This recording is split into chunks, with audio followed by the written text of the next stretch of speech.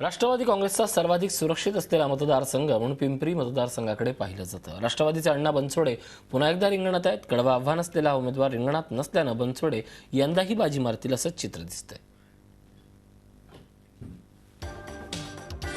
पिंपरी विधानसभा मतदारसंघ म्हणजे शहरातला सर्वात लहान आणि राखीव मतदारसंघ।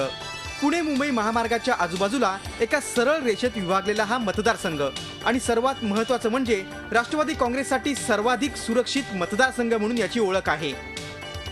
राष्ट्रवादीकडून पुन्हा एकदा अण्णा बनसोडे रिंगणात आहेत। गेल्या निवडणुकीत 61,061 मतं मिळवत अण्णा बनसोडे यांनी विजय मिळवला होता।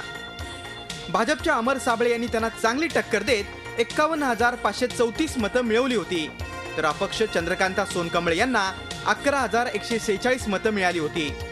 केलेल्या कामांच्या जोरावर आताही सहज विजय मिळू असा दावा अण्णा बनसोडे करतायत।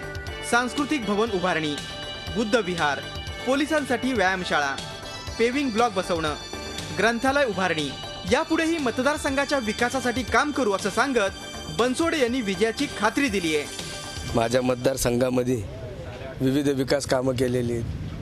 कामं करत असताना नागरिकांच्या अडीअडचणी सोडवण्याचं मूलभूत तत्व माझं कर्तव्य समजून मी आतापर्यंत कामं केलेली आहेत। तर दुसरीकडे विरोधकांनी मात्र बनसोडे यांच्यावर जोरदार टीका केली आहे। भाजप आरपीआय युतीच्या उमेदवार चंद्रकांता सोनकांबळे यांनी बनसोडे यांच्या कामांची खिल्ली उडवली आहे। एवढंच नाही तर मतदारसंघात एकही मोठा प्रकल्प उभारला नाही, मागासवर्गीय दाखला मिळवून देण्यासाठी प्रयत्न केला नाही, अनधिकृत बांधकाम प्रश्नावर मौन बाळगणं, मागासवर्गीयांच्या प्रश्नावर विधानसभेत एकदाही आवाज उठवला नाही असे आरोप सोनकांबळे यांनी केलेत। त्यामुळे विजय आपलाच असल्याचा दावा त्या करतायत। अनधिकृत बांधकामाचा प्रश्न आहे की ज्या आमदाराने अवाक्षरी सुद्धा त्या सभागृहात काढलेलं नाही। निवडणूक मुदत संपत असतानाचं जे नाटक त्यांनी केलं ते तर सगळ्यांच्या लक्षामध्ये आलेलं आहे। अनधिकृत बांधकामाचा प्रश्न मांडलेला नाही। 2-2 पूररेषा या शहराला नदीला आहेत, त्याच्याबद्दल त्यांचा अवाक्षर नाही। बाकी एलबीटी शास्तीकर असेल याबद्दलही कधी प्रश्नांचा पाठपुरावा केला नाही। अण्णा बनसोडे यांना शिवसेनेचे गौतम चाबुकस्वार यांचाही मुकाबला करावा लागणार आहे।